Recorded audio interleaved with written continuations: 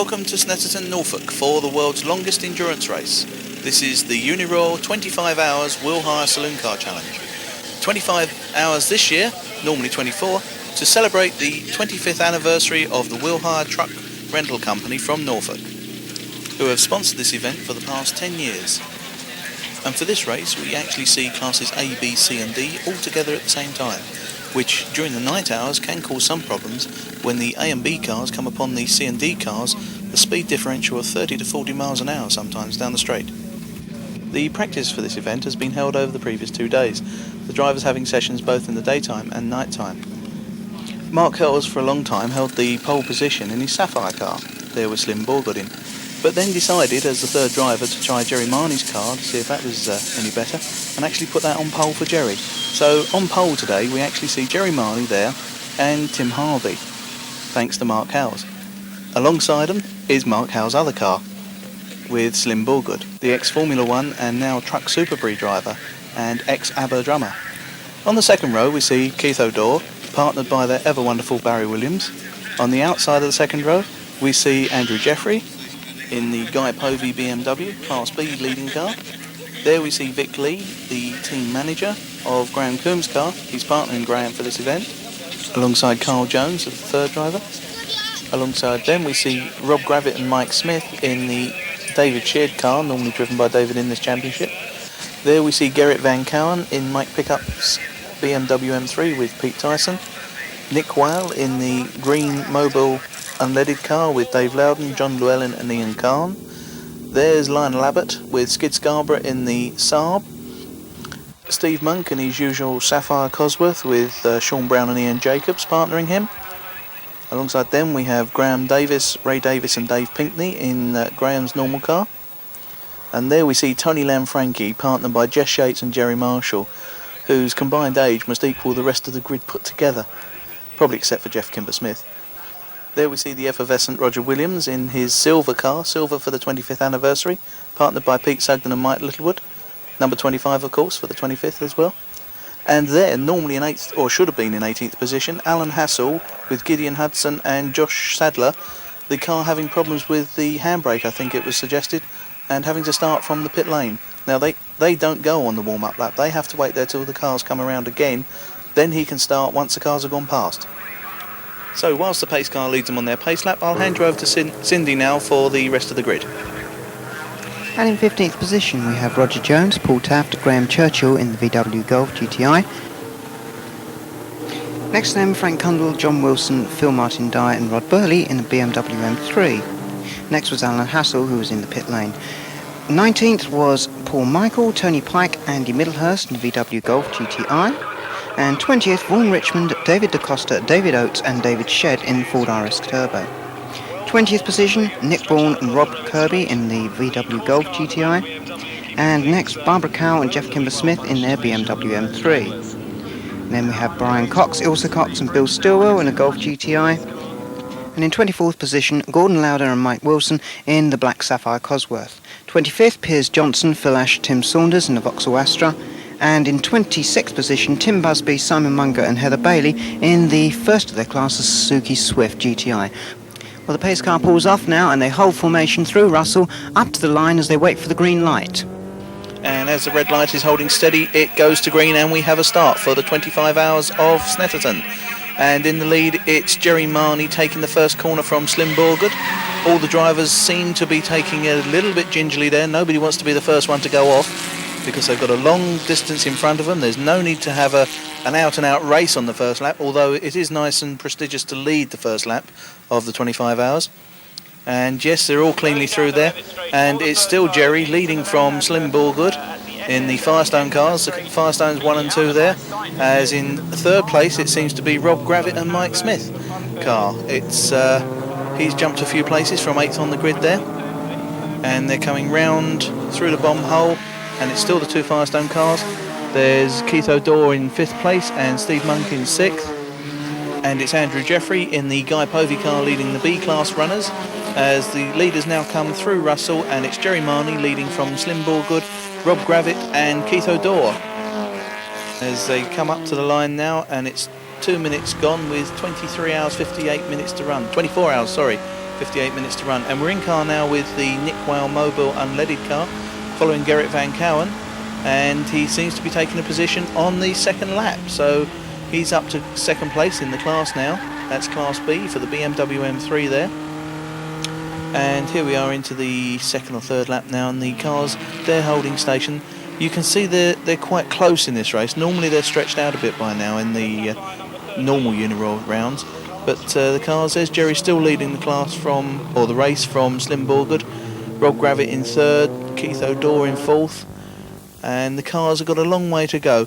They're not racing at 10 tenths. They're racing at about 8 tenths through these first few laps or first few hours into the race. Nobody wants to be the first one off. Nobody wants to be the first one into the pits. So they're all behaving quite well. The cars are actually looking immaculate at the moment. But after 24 hours, there's a few bent panels, a few dirty panels. The screens are filthy. There's the seats inside are wet from the sweat and perspiration from the drivers. Also, you may have seen on the grid with the doors open the bottles that are inside the car for the drivers. These contain glucose and barley waters and various liquids to refresh the drivers whilst they're in the car, because you certainly dehydrate. And there in the top right hand corner you can see something waving in the Alistair Davison Suzuki Swift. That's the tube from the bottle. The driver can pull this down and put it into his helmet or into his mouth and take a drink whilst he's driving. They certainly need it, because it's very difficult to describe what dehydration is like. I've experienced it and it's awful. You don't realise it's happening until a long time after the point, and then it's often too late to do anything.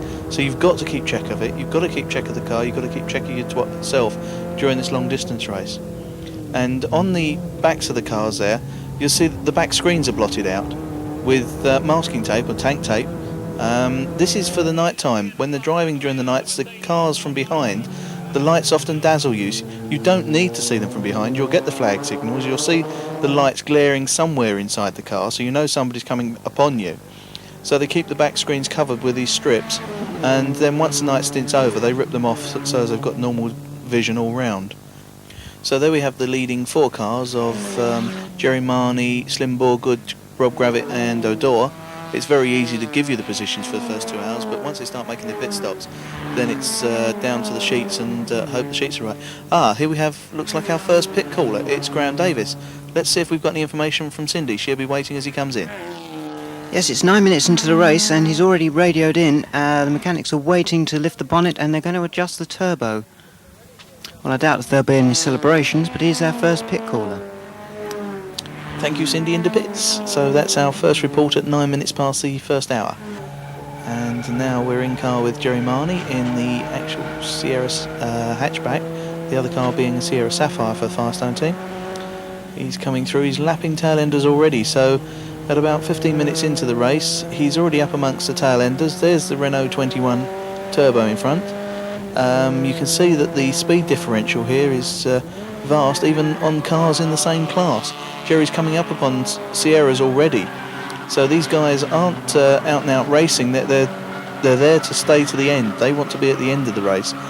There's a lot of cars that will race this throughout, all the time maintaining hard pressure on one another, but there's a lot that will sort of just try and hold the station, maintain about an 80% lap time and continue to the end. There's a Sapphire Cosworth he's going past already. So you can see the speed differential is great. There's a Class D car, a Suzuki. He's coming up on him about 40 mile an hour, and at night times that can be quite alarming.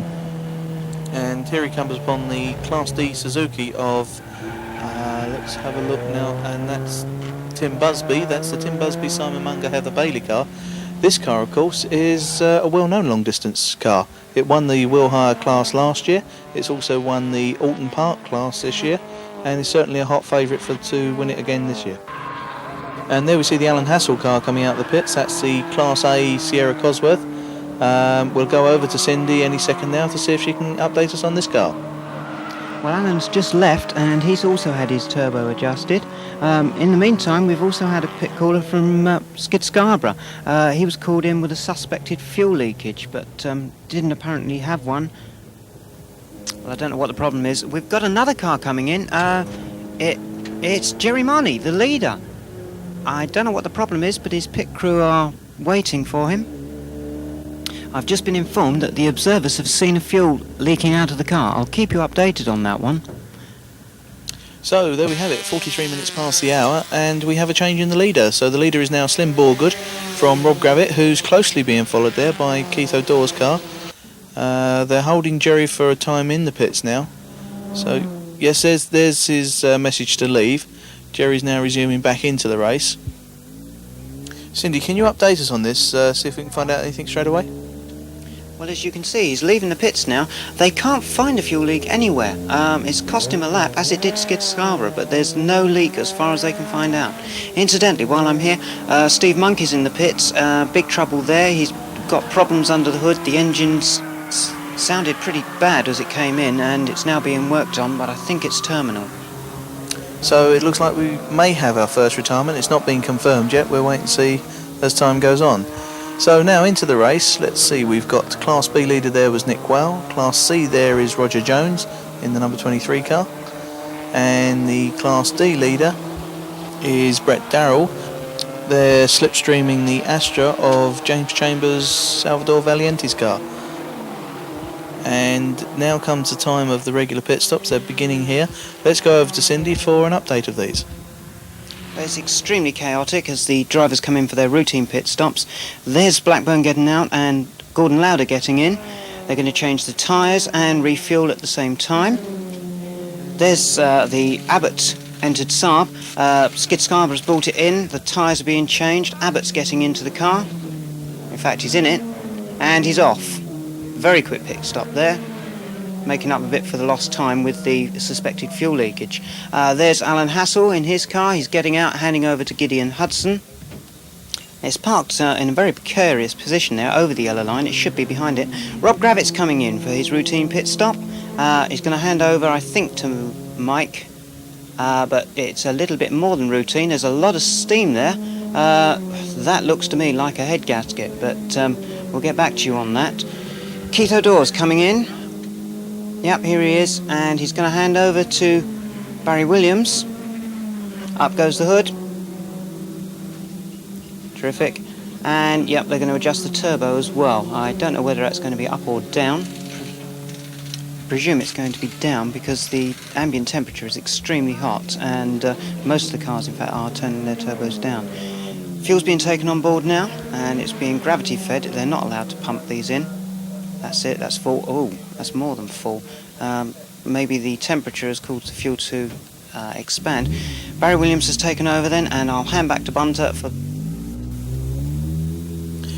And Barry Williams takes the car out now. If they were adjusting the turbo boost, they're probably taking it down. They're probably reaching the maximum on the wastegate, and the car's jumping when it gets to the wastegate. So if that's happening in the corner, it can certainly disturb the balance of the car.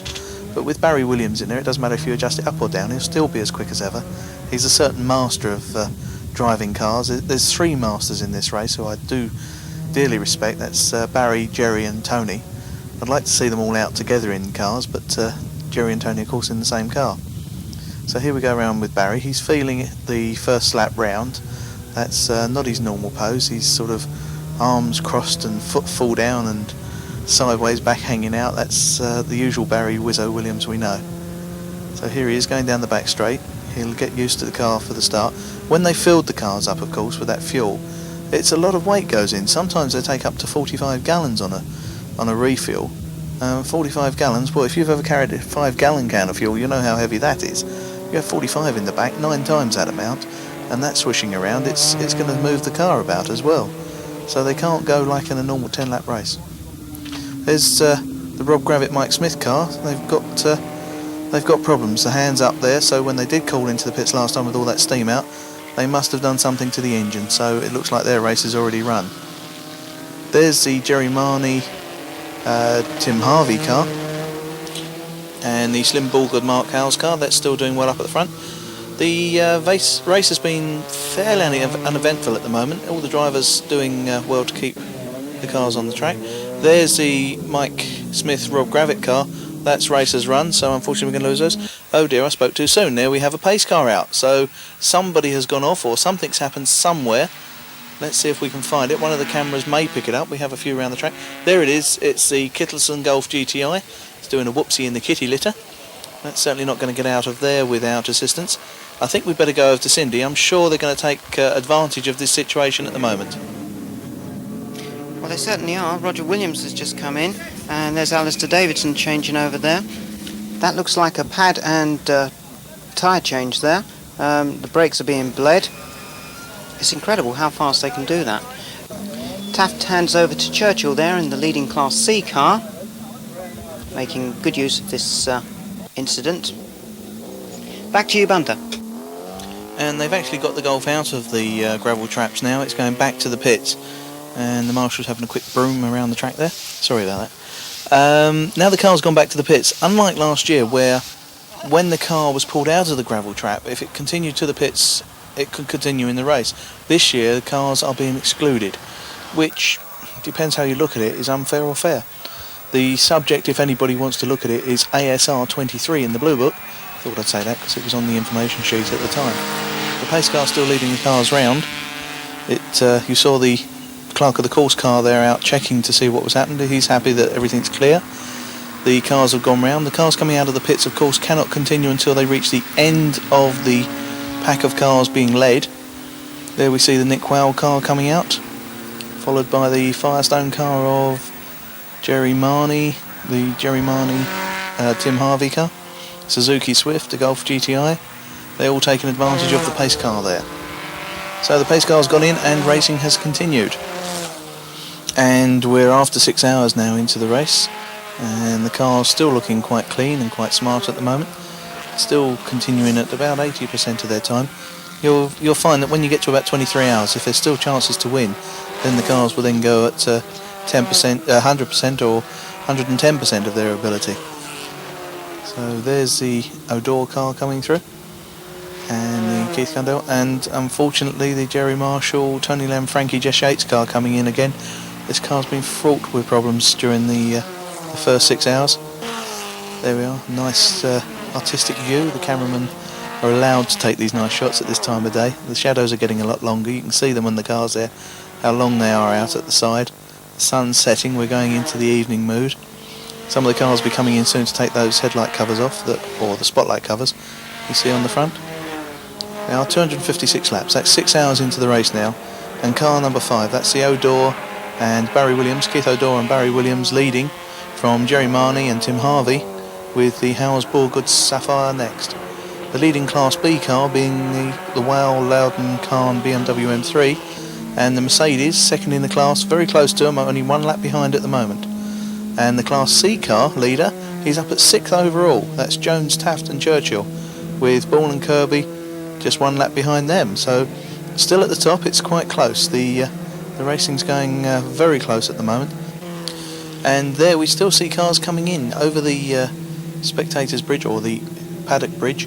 And it's not just the racing during the 25 hours, there's lots of entertainment. Farmer out there still watering his fields, somebody playing around in a balloon in the sky. So everything's still going on. There's the funfair in the background. A great attraction here are the sideshows, because not everybody can sit through 24 hours. They need a break, like the drivers need a break and the pit crews need a break. So the spotlights and the headlights on now, you can see that. Some cars just relying on their headlights, other cars having the extra spots on the front. It basically comes down to driver preference in the end, the way they drive. And when you see the lights coming up, oh, hang on, what have we got here? It's the Abbott Saab that's in the pits. They're all looking at the engine, the arms folded there. I don't think they're going to be doing anything to that car. I think that's had its race today. There's the Super Chip car of Alan Hassell. Look at that lovely sight through the back wheels. You can see the disc glowing there with the heat from the brakes, and the lovely turbo boost there on the overrun of the Slim Borgood Mark Howes car, lighting up the evening.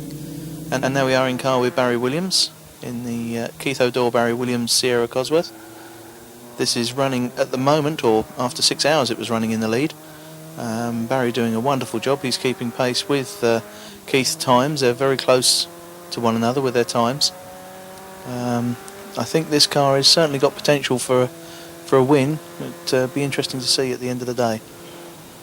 There's a very interesting thing to note. After 6 hours, the fastest laps in Class A and B were actually a second, or nearly a second, faster than their qualifying times. So where I was saying they're driving at 80% of their ability, some of them are certainly going quickly. The Class B car was 1.2 seconds quicker. So an interesting point to note. There you can see a lovely shot of the cars. There's the brake disc glowing on the Jerry Marnie car there. It certainly shows you how hot these brakes get. They must wear out the pads very quickly. And oh, there's a wayward Golf GTI, but interesting the way the back came out very quickly there. I wonder if there's some liquid on the track, oil or water at that point. I know it's the hairpin, but remember the Golf's a front wheel drive.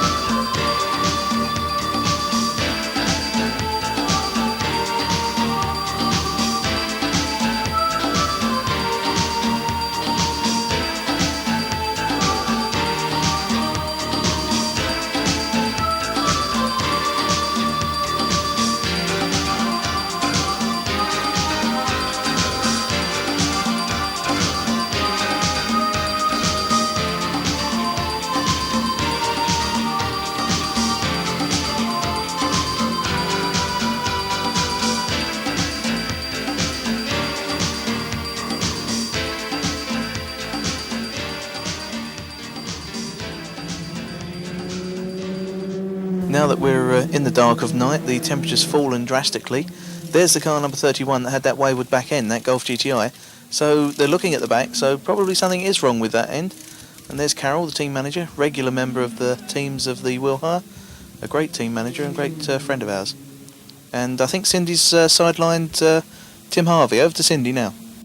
Tim, you look like you're having some real fun out there. How's it going? Well, it was going great until just now. I had a really good run earlier. We've been stopped because of the marshals thought there was fuel leak out. In fact, there wasn't, but we made up all the time and got into the lead. Car was going really well. Unfortunately, Jerry's just been in with the rear brake caliper seized, so we lost about 8 minutes, but still a long way to go. That's right. Well, we'll speak to you in the morning. Good luck with the rest of the race. Thanks very much.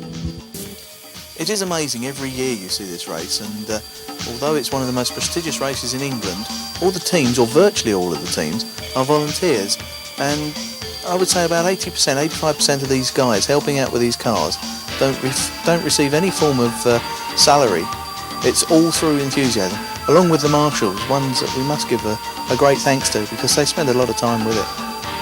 Here we have Heather Bailey and Tim Busby. Simon must be out in the car at that point. There we have the car of Nick Bourne, that's lying second at the moment in Class C, in for a regular pit stop. Lady with the fire extinguisher at the back in case of any possible flames. Chap's just joined her. Nick returns to the fray. Put the lights on, you can't see where you're going. So he's out now. And there's Mr. Kirby taking his helmet off, debriefing. Telling if there was any problems with the car at all or any description. There's the Alan Hassell car, that's lying 14th at the moment. Now I know he started 18th on the grid. Well, he didn't start 18th on the grid, remember, he started from the pit lane. So he's actually caught up 21 places. So he's doing a wonderful job at the moment. Looks like just a regular pit stop. And I think Cindy's got Alan himself in the actual pit garage. So let's have a quick word with Alan.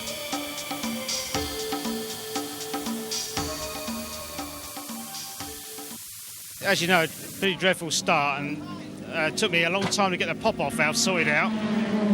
But got that sorted out, which cost us a lot of time. But I think we're lying 14th now. Brilliant. And we're still going strong, and the car's behaved itself perfectly up to now. Brilliant. Great. Well, we look forward to seeing you in the morning. Yes, so do I, yeah. Thanks very much. And then we have Keith O'Dore coming in for his regular pit stop. It's about the third the way through. It looks like Barry's going to take over. Fuel's ready to go in. Of course, they can't put the fuel in until he gets out. That's it, the fuel's going in now. So after a third of the way through, they've only got something like 54 seconds lead. So they're probably going to lose the lead whilst this pit stop takes place. Somebody spun off there. I can't quite see who it is, but it looks like Jones is missing from our timesheets.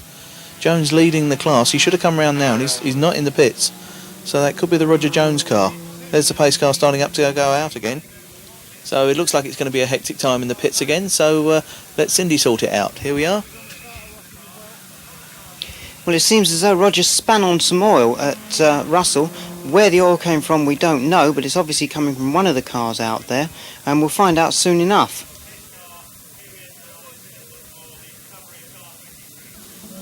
Well, I've just been informed that the Carl Jones BMW M3 is the culprit. It's holed its sump at Russell. It's gone over one of the wooden stakes with the reflectors in. That's gone right through the sump. It's pouring oil out all over the track. That's what Roger Jones span on. Unfortunately, now he's going to have to be assisted out of the gravel trap, which means that he will too be excluded from the results. Great shame there. That's 2 cars out. That's a big shame, I must confess, because Roger was leading at that point. So here we have the number 18 car. That's the Nick Wow, John Llewellyn, Ian Kahn Green Party car, you could say, because it's unleaded. They got some hot brakes there. Normally BMWs are very good on brakes at this race. 2 years ago, one car used one set of brakes for the whole race. He's getting a bit hot there. So that's John Llewellyn getting out of the car. Ian Kahn is getting in for the next stint. And the pace car's pulled off now, and the cars have continued their racing. But looking round Coreham there, it's getting a bit misty. I don't know if this is an old Norfolk mist coming in. We're going to need spotlights, headlights and foghorns soon. And as car number 18 continues, Cindy's going to have a word with Nick Wow. Nick, how's it going for you? Well, it's going very well, all things considered. We've just moved up to 3rd place from 4th overall. We've got some serious opposition from the Mercedes. It's currently lapping about a second and a half a lap quicker than we are. So we're going to put our Demon Tweak on now, which is our very quick night driver in the form of Ian Kahn, and hope that will do it, and hope that we're here to talk to you at dawn. Good luck with the rest of the night. Thanks very much indeed. Slurp, what a good idea. After all these hours we could do with a drink. Anyway, here we have the Alistair Davison Sean Andrews Suzuki Swift GTI. This is Alistair, the last year's champion for the Uniroyal, coming for his regular pit stop. Unfortunately, he's not leading the class at the moment. That's down to the Tim Busby, Simon Munger, Heather Bailey car, which, must admit, is still favourite for the class. Just plugging him in, so as keeps the driver's brain alert. And that's most of the cars out there actually have radio communications to the pits. They can't transmit all the way around, but about 85-90% they can transmit. Which, if not handy, is essential. If they've got a puncher, they can warn the pits to be prepared, have the tyre ready, so save valuable time. There's the Janspeed chief mechanic and team manager having a tete-a-tete. And there we have in the foreground the Mintex representatives, who supply 98% of the teams today with brake pads and valuable support throughout the race. So now the teams have made their first nighttime stop. The mechanics are having a peaceful rest period, but they're all quite alert. They've got to be ready for anything, because any car can come in at any time, so any eventuality can happen. There's the cars coming through out there. Now for the 10th running of the Willhire, we must remember that only for the last 5 years have been for the production saloons. And last year, the leading car with Lionel Abbott did 1,025 laps at 24 hours. So if we look back to the 8-hour period, we did 338 laps. So for the respective 24-hour of this year's running, it will be over 1,200 laps. So it looks like we're on for a better record than last year. But we've got 25 hours, but I think the records will be taken at 24 hours this year. Now we see the ever alert, waiting with bated breath mechanics, tools in hand, ready to pounce if the cars come in at a minute's notice. They're always willing and able to do this at a moment's notice. And of course we must remember it's not just the mechanics in the teams, there are chefs and cleaners and screen washers and bottle washers and cooks. Barbecues are going on behind the pits, and the radios, here we see a gang show being put on by some of the Boy Scouts there in the pits. We must remember the radio connection as well to the teams, so they're trying to sing to the drivers, keep them alert, except for Mark Howes, of course. His radio's been interfering with the safety services, so they've asked him to keep a silence. Here we see Graham Coombs. Now, he's getting some extra practice in. His car's gone out early, and his team manager wasn't happy with his performance and trying to get him ready for next week's race. Now, with the cameraman, Martin was the one who unfortunately drew the short straw, and this was to get the sunrise. Now, these are the shots that he got at the so-called sunrise and the comments he made. It is now 3:49. We've awoken to the thickest of pea super fogs. Any hope of seeing sunrise has been totally thrown out the window. As you can see on the tape at the moment, the cars are circulating under a pace car. For what reason, we have no idea. Well, Martin was there at Russell. I think it was Russell for what we could see. Let's go over to Cindy now. We'll wake her up early and see if she can give us an update on the happenings in the pits. Well, it's really murky down here. We've had the banshee wailing of some of the drivers with their windows down, singing away to themselves, trying to keep themselves awake. In the meantime, we've had quite a few pit callers, some coming in just to say hello, others with more serious problems. In Myers, Oracle Golf has been in and out more times than the Fiddler's Elbow with clutch and brake problems. Dave Pinkney has brought in the Graham Davis number 6 Cosworth with gearbox problems. He's taken his helmet off and it looks very much like a retirement there. And Wayne Wainwright has brought in the Brett Darrell Suzuki Swift with some real problems. They're welding away underneath. It seems as though he's actually broken the car. Back to you then, Bunter, for a weather report, please. Well, using the words from the song, there's a bright golden haze on the meadow. There's a bit of gold in the sky and there's haze on the meadow. So soon I think we're going to have the sunrise properly. We can see the cars from a longer distance now. The pace car's peeled off. There's Ilsa Cox coming in with the Ilsa Cox, Brian Cox and Bill Stillwell car. That's been, seems like it's been plagued with problems throughout the night. It's another unscheduled stop, I think, there. But the mist is lifting. The pace car's peeled off, so as you can see, at least 3 marshals posts ahead. So racing can continue now. Car's still got their headlights on, though. The sun has officially risen, according to the GMT. But what we must remember now is the hell that the drivers must have gone through during that period with the pace car. When you're actually racing, the adrenaline from your body keeps you awake and keeps you alert. But of course, when you're sitting behind a car in a traffic jam, as you must know, maybe the M25, you start going to sleep at 60 mile an hour and 50 mile an hour. It's no good for you. And as Cindy said, some of the drivers had their head out the window singing. I can remember Carol Mason once was singing to a driver. She's a good team manager, but I don't know about her voice. To try and keep them awake. So now that they're racing again, they've got to wake up the body, get the adrenaline running again, so they're slowly getting back into their pace and speed's coming up. But of course, some of the drivers might not be able to rise as quick as others, so this is a very dangerous period for the changeover. Perhaps they'll come in and change for the fresh driver to maintain the original pace they were having. This is the James Latham Golf GTI coming through, and there's the Brett Darrell Suzuki Swift. That's been in, as Cindy advised, they think they broke the car. There's cracks appeared on the bulkhead, but they've welded it up and it seems to be handling quite well now. So, oh dear, what have we got? We've got the leaders of Class A and Class B, Ricky Fagan and Keith O'Dore there. That seem to have had a coming together. Keith continued, so he can't have too much damage on it. Ricky seems to be stuck up in the air. No, he's pulled down the limited slip diff, of course allowing traction on both wheels there. And he's missed the kitty litter, so he's quite lucky there. The tyres are all over the place and the back end is well askew. He's certainly going to need his panel beating crew because Autodex is a accident repair centre. I think he's going to go straight into the pits. Keith's gone through there, so that can't be too bad. He must be alerting the pits now, ready for his call in next time round. And I think we're going to see Ricky slowly coming around the quorum there into the pits any second. There's one slow with lots of smoke coming out the back. That must be Ricky. Over to you, Cindy. I think you're in the pits ready for him now. Yes, I can see him coming in now. There's a lot of smoke from the back end. I don't know what happened, but I'm sure I'll find out soon enough. Good grief, look at the back end of that car. It's had quite a little tete-a-tete with somebody. Well, Ricky's out of the car. He doesn't look very happy at all. The back end is a real mess. It doesn't appear to have done anything other than superfluous body damage, however. It looks a lot worse than it actually is. I don't know how they're going to get the boot lid down, but the tank seems to be intact. There doesn't seem to be any leakage anywhere. and they're going to work on it, I suppose, and try and get it back out onto the track. I'll have to keep you informed on that one. It's going to be some time before it comes back out. Meantime, Keith's coming in with his car. Now, this is an unscheduled pit stop due to that incident with Ricky Fagan there.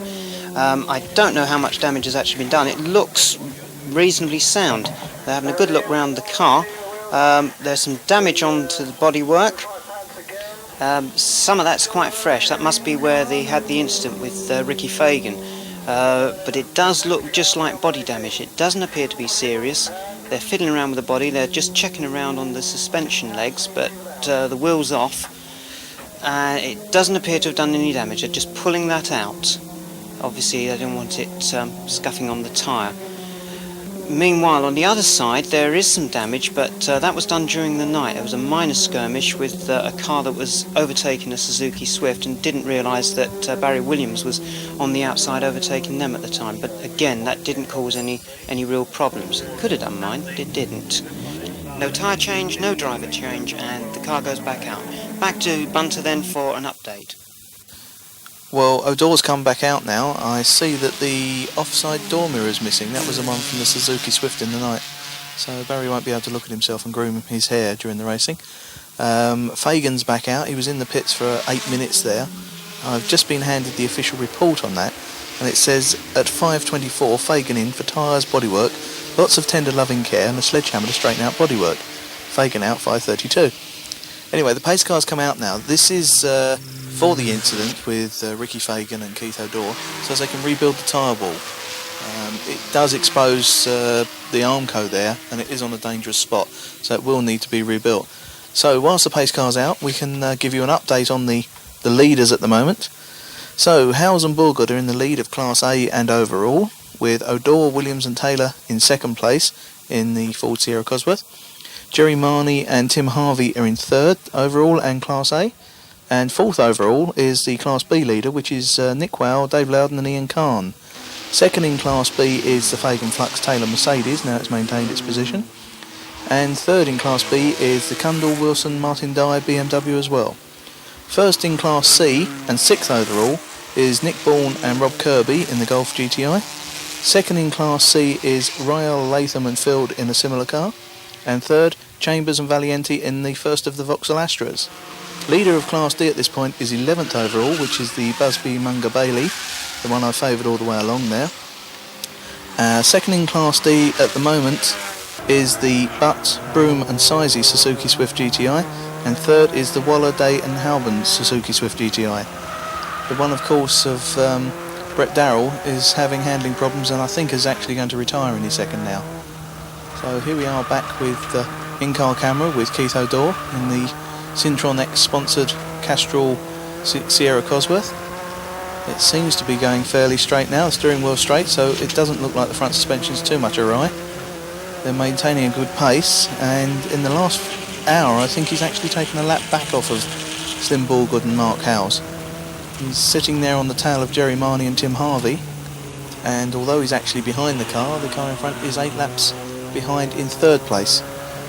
So that's often confusing in these long distance races when you see one in front of the other. He's just gone through Rich's there, coming up to start the long straight on the back. This is nearly 3/4 of a mile long. Remember the old Norfolk straight used to be over a mile long. It was quite boring going along there. You could look out and often see rabbits chasing alongside you. Then you knew you were going too slow. So here we have Jerry Marnie coming in for a regular pit stop in these showroom condition cars with air jacks, of course. Changing the wheels, they'll probably check the pads, check those over, change tyres. There's Tim Harvey ready to get in. Fuel's going in the back in the quick fuel systems. Pads coming out, you can see them smoking as they come out then. The mechanics got to have asbestos gloves on to handle those. They look like they're well worn. The normal road cars, or the average life of brake pads in a normal road car, is at least 18,000 miles. These, of course, have been in for 3 hours, and they certainly haven't done 18,000 miles. And I once worked in a Ford main dealers, and you're given 40 minutes to change the brake pads on a Sierra. This is being done in under 2 minutes. There goes the wheel back on, ready to put down. Air jacks discontinued. Car down on its wheels, and that's Roger Dowson at the front there, ready to wave Tim out now. Tim's taken over from Jerry. and I think we're just about to join slowly. Tim, of course, is driving very quickly at the moment, and Cindy has just got hold of Jerry. Let's go and see what Jerry's feelings are at the moment. Jerry, how's it going for you? Well, we haven't had a lot of luck really, Cindy. We had start with about an hour into the race. We had to build up a good lead, and we got pulled in because we were supposed to be losing fuel, and we weren't losing fuel, so that lost us the lead. We then got the lead back again, but we had, I think, I lost track of time now, but towards last evening sometime, we had a rear caliper go, and that was really the start of the problems that lost us 8 laps. Getting a lot of understeer on the car, and we're getting through brakes at an alarming rate. You know, to get to the time, we're having to really give the brakes a hard time. So I think we got a safe 3rd place, if it's easy to say safe with 10 hours to go. But quite honestly, unless something goes wrong with one of the other 2 cars, I can't see, you know, being able to pull that time up. But, you know, there's a long time, isn't there? I mean, they could get problems, we could get problems. Thank you, Cindy and Jerry. I'd love to know who his hairstylist is, because whenever he takes his helmet off, his hair's always immaculate. Anyway, we're 18 hours into the race now, and the teams are contemplating their navels in the pits. Sun's out, some people are sunbathing. So let's have an update at 18 hours. There we have the Howes Borgood Sapphire Cosworth in the lead. That has a 3-lap lead over the O'Dore and Williams Ford Sierra Cosworth, which has an 8-lap lead over Jerry Marney and Tim Harvey. Tim Harvey at the moment one of the quickest drivers out there in the Sapphire Cosworth from Firestone. Give us a little wave, thanks Tim. There's the Fagan, Flux and Taylor, leader of Class B at the moment, the Mercedes with the shortened back end. In 5th place overall we have the Bourne and Kirby Class C leader, the Volkswagen Golf GTI. This is 28 laps down on the leader. In 6th place we have Mr. Williams and Sugden in the Sierra Cosworth, the Willhire 25th anniversary car. 7th overall and 2nd in Class B is Wow Loudon and Ian Kahn in the BMW M3. That's the mobile unleaded Green Party type car. 3rd in class and 8th overall is Cundall, Wilson and Phil Martin Dye in the BMW M3. That's Frank Cundall's normal mount for the Uniroyal Saloon Car Series. 9th overall is Povey, Jeffrey and Clark in the BMW M3. And Andrew Jeffrey, of course, a previous winner of this Willhire long distance race. There we have the 2nd in class and 10th overall, Ryle, Latham and Field, Volkswagen Golf GTI, 16 valve. 3rd in class and 11th overall is Chambers of Valiente, the first of the Vauxhall Astras. So these cars faring quite well now in this championship, proving to be reliable. 12th overall and the leader of Class D, we have Messrs Busby, Munger and Bailey in the Suzuki Swift GTI. One of my fancied mounts all the way through. 13th overall, Nathan Jones and Googlemy in the Volkswagen Golf GTI. 14th overall, we have Messrs Pickup, Tyson and Gray in the black BMW M3. 15th overall, we have Mr Butterfield and Mr Challenger in the Renault 21 2-litre, which has a puncher. So he's still lying there at the moment. He's got 4 laps on the next place, which is 16th overall, Hassell, Sadler and Hudson, the car that started from the pit lane, the Super Chips car. That's Super Chips Electronics, not Super Chips Food. 17th overall, we have Johnson, Ash and Saunders in the 2nd of the Vauxhall Astra GTEs. That car's still running well. 18th, we have Davidson, Andrew and Mink in the Suzuki Swift GTI. That's Alistair Davison, last year's overall champion in the Uniroyal Saloon Car Series. 18th, we have Butt, Broom and Sizey in the Suzuki Swift GTI. These cars now making up Class D. I don't think there's any other competitors in Class D without a Suzuki. 20th, we have Waller, Day and Huben in the other Suzuki Swift GTI. 21st overall, we have Mr and Mrs Cox and Bill Stillwell, not the child of the family, of course. That's the Volkswagen Golf GTI. 22nd, we have Barbara Cowell and Jeff Kimber-Smith in the BMW M3. Jeff, of course, one of the most senior members of the racing fraternity today. 23rd, we have Richmond, Costa and Oates in the Ford Escort Turbo. This actual car has won the championship or this race 2 years ago. They're going fairly slowly as Nash, Saunders and Myers in the Volkswagen Golf GTI. I'm naming all the drivers, of course. They're not all in the car at the same time. He seems to be going a bit slowly. He's probably going into the pits to get some more Pepsi. Now, that's not for the driver, that's for the clutch. When there is an oil leak and the oil is spewing out over the clutch, one of the best things that you can clean it with is a drink like Pepsi or Coke. Coke is more effective than Pepsi, but I don't think anybody's told the team that yet. The sun now is quite high in the sky and it's a lovely hot morning. The mist and fog that was earlier on has all disappeared. The sun's burnt it away, the track's nice and dry. So the car's maintaining a fast pace now. And I feel like Murray Walker speaking too early. One of the cars demonstrating that although it's dry, they can still do a pirouette. Thanks for doing it in front of the camera. So that's the number 7 Super Chip Sierra Cosworth off on his way. Here probably calling to check tyres. And Tim Harvey's coming in. This is the onboard camera showing into the pit lane. It's an unscheduled pit stop. Let's rush over to Cindy, see if she's there waiting to see what happens. Hi, well I'm in the pits and they've just gone past me. I'll have to chase after them and see what's happening. It looks very much like it's overheating. That's not due to the temperature, I'm pretty sure. In fact, they're wheeling it away now. I reckon it's terminal, head gasket or something. I've just been told that they are going to have a go and fix it. Whatever it takes, they're going to try and put it right. That's the true Willhire spirit there. Well, from an unscheduled pit stop to a routine pit stop, that's Nick Well coming in there with the BMW M3, handing over to John Llewellyn. And they've solved the problem they were having with the misfire. That cost them the lead of the class while they kept popping in and out trying different solutions. They finally hit on the right answer, and hopefully that will keep going for them. You can see the spotlights coming off. That's going to aid the airflow into the front of the car and keep it cooler, and cleaning off the screens as usual, and out he goes for another tour of duty. Over to you, Bunter. So there we have John Llewellyn in the car. John, of course, has a Group A BMW M3 he regularly performs with in the British Touring Car Championship. So he's quite familiar with the BMW and its handling characteristics. He's also at Mobile sponsored in the other class as well. He's now taken over the position of second in Class B, and he's 9 laps down on the leader of Class B, which is the Ricky Fagan Ian Flux Mercedes 16 valve, which has that damaged back end but is maintaining good pace. Here it comes in for its regular pit stop. They're finding it difficult to get the fuel in. They're having to open the boot now. Normally they fill it through those 2 holes you can see there, and the quick fill on the right hand side is twisted at about 3-4 degrees out of true. So they're filling up quickly. Just checking over the front, that's still in good condition. The car's not suffering at all from any of the back end maladies it's received, and he's currently lying in 4th place overall, 26 laps down on the leader, but of course leading Class B. Just strap the boot lid down. Handy, these luggage straps, they come in ever so handy. Luggage straps and tank tape, always handy to have in a pit for any eventuality that can occur.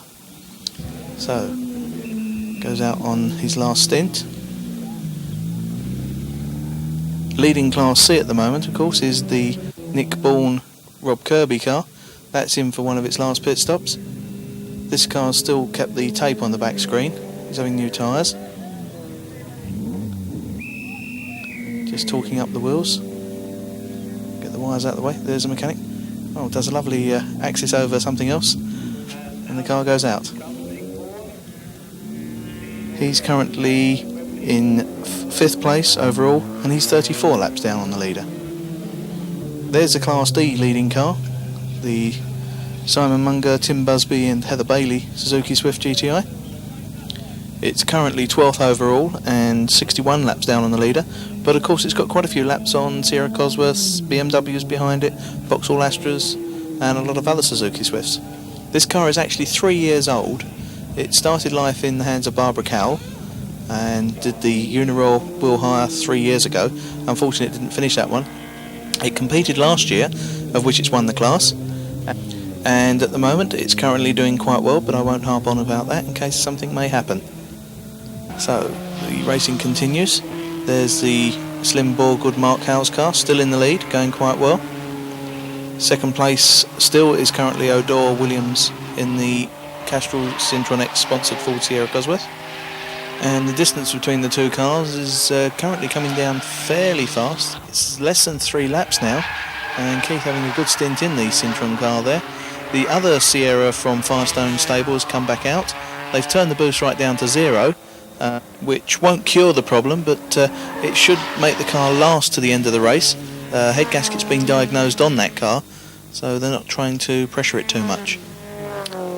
So, we have what was thought to be a regular pit stop for the Slim Borgood Mark Howes car, the leading car, but I've just been advised that they've got problems with the near side front hub. They've got a failure on it. Now you can see the smoke coming off of it. There's so much smoke from the brakes, but that will be something else. Probably the bearings overheated and seized. They may change the whole strut, or they may just change the hub. This may allow, depending how it's going, Keith O'Dore Barry Williams Citroen X sponsored car into the lead. There's the red hot disc, or very hot disc. They're working hard on that side. It looks like they're going to replace the whole strut. Roger Dowson there overseeing everything. He maintains a lovely preparation firm, preparing both of the Firestone cars here, and Jerry Marnie's Group A Sierra Cosworth. Immaculately prepared cars. Yes, they've repaired it and it's going back out. This has allowed the Barry Williams in the hot seat car to go through. He's got a very slender lead. Visibly they can see one another. It's less than 10 seconds, but it's hotting up here now for the last few hours. And Barry Williams there, a master of driving. He seems to be having a lot of oversteer there. He's certainly putting a lot of angle on that steering wheel to get it round the corners, and it's not understeer, it's certainly oversteer. But Barry, a master of the art of driving, will drive this car as safe as possible and as steady as possible. Let's see what sort of angles it gets through at this corner. It seems to be turning in okay there, and a little bit of understeer. No, gone on to oversteer. It's taking him out wide, so either it's tyres or some geometry is out at the front. With road tyres, they don't go off like the slicks.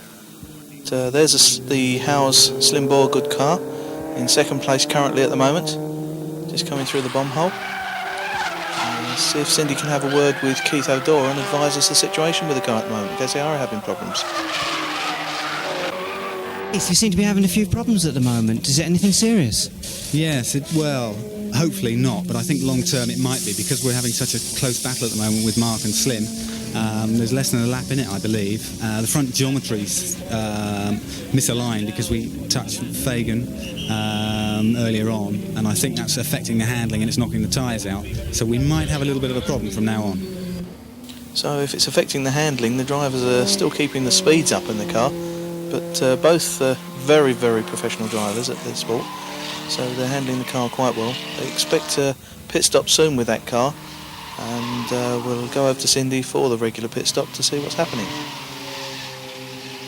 Barry's brought the car in for the last scheduled pit stop. He's handed over to Keith O'Dore, and they're giving it a good thorough check over in as short a time as possible, and paying particular attention to that front corner, the one that was involved in that collision. There is obviously handling problems there. They have adjusted as much as possible. They put new tyres on rather than scrub tyres. They're hoping that those are going to last the rest of the race. Frank Swanson, team manager, holding Keith up while they talk the wheel nuts. And that's it, Keith's back in the race. Over to you again, Bunter. Thank you, Cindy. So Keith rejoins the race, but unfortunately he's now a lap down behind the Howes and Borgood car. That's going through there. A little bit of oversteer as it goes through. That's made its last pit stop, so it's a race to the end between the two. But that race may be ending a little bit early. Look, the pace car's out. I don't know what's happened. Jerry Marnie's right behind the pace car. We'll see. There's the reason for the pace car. It's Alistair Davison. He's contacted another car and rolled into the gravel trap there. They're going to have to pull that out. And, oh dear, that looks like the race is now over. What was left of a possible race to the very end. It's Keith O'Dore's come in. They've said to me that they've got low oil pressure. They've put some more oil in it. They clean the screen, but don't hold him. Get him back out. But I don't think there's very much chance now of the race as we were having. He's being held up at the end of the pit road there whilst the pace car's coming round again. He can't rejoin the race until they go past. They'd only just gone past. I think it's a little bit unfair. He's got to wait to the end of this procession here. That will unfortunately put him 2 laps down, and with just under an hour remaining, it's not going to be enough, I don't think, to pull back 2 laps, because both cars are still capable of close to practice time speeds. He won't be able to pull back, 15 seconds a lap, I think, to maintain it. Pace cars now come in, so racing has continued. The Firestone Sapphire has made its last pit stop, but they have advised that they're not too happy with the fuel consumption. They're going to be very, very low by the 25th hour. It'd be interesting to see. They've got their fingers crossed, so it must be extremely low for the 25th hour. There's Nick Wow, lights ablaze, coming through, second place in class. There's Mike Pickup spinning in front of Nick Wow. That was lucky, Nick's missed him. That could have been dangerous for him at the moment. I think he's reserved that he's going to finish in second place now, so he's taking it easy, but with things like that happening in front, it's a little bit alarming and dangerous. Perhaps the drivers are relaxing a little bit now. It's getting near the end. He's okay. He's got going again. He didn't get into the gravel trap, so we didn't need the pace car anymore. And there's Roger Williams being aided out by John Nicol. John Nicol trying to keep him near the barriers in case. Yes, there comes the leader, and the car's 3 abreast, and that's a little bit dangerous. So as Roger Williams waves in the 20 finishers, our congratulations go out to those 20. Our commiserations to the unfortunate few that didn't last the 25 hours. But some statistics from the race. The leader has completed 1,025 laps in 25 hours. That is exactly the same as last year, but it's an hour extra. We unfortunately owe the slow laps to the mist and fog in the early morning when the pace car was out for 2 or 3 hours. The fastest lap in Class A was down to the Howes and Borgood car of the Sapphire Cosworth, which was 1 minute 18.52, which is actually a lap record. So the 80% I was talking about at the beginning of the race goes out of the window. The Class B fastest lap was Povey, Jeffrey and Clark with 1 minute 20, which is also a lap record. The fastest lap in Class C goes to Bourne and Kirby in the Volkswagen Golf GTI, 1 minute 22.92. And the fastest lap in Class D is Busby, Munger and Bailey, the Suzuki Swift GTI, at 1 minute 25.77. The best reported pit stop for the race must be for car number 38, which was 7:43 on Sunday morning. The official report states, and I quote, "Left-hand front tyre changed to cure Galander's understeer and Prochowski's oversteer." And now for the race awards. In Class D, we have Tim Busby, Simon Munger and Heather Bailey. Heather's the one on the right with them. And they completed 940 laps and finished 14th overall. Winners of Class C are Nick Bourne and Rob Kirby, who finished in 6th place overall and completed 980 laps. 3rd overall and winners of Class B were Ricky Fagan, Ian Flux and Ian Taylor, and they completed 995 laps.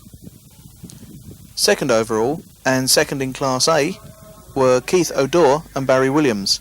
They completed 1,022 laps and were 3 laps down on the leaders. A very brave attempt. But the winners of the world's longest motor race, the Willhire 25 Hours, are Mark Howes and Slim Borgood, winners of Class A and winners overall in the Sapphire Cosworth.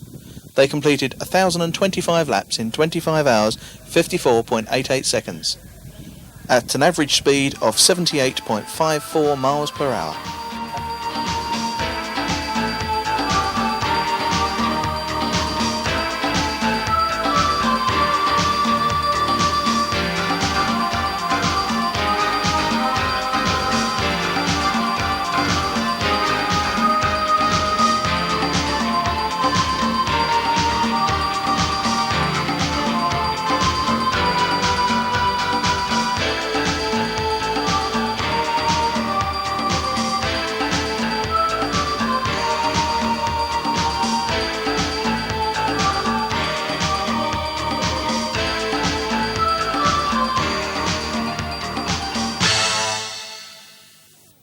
That's all, folks.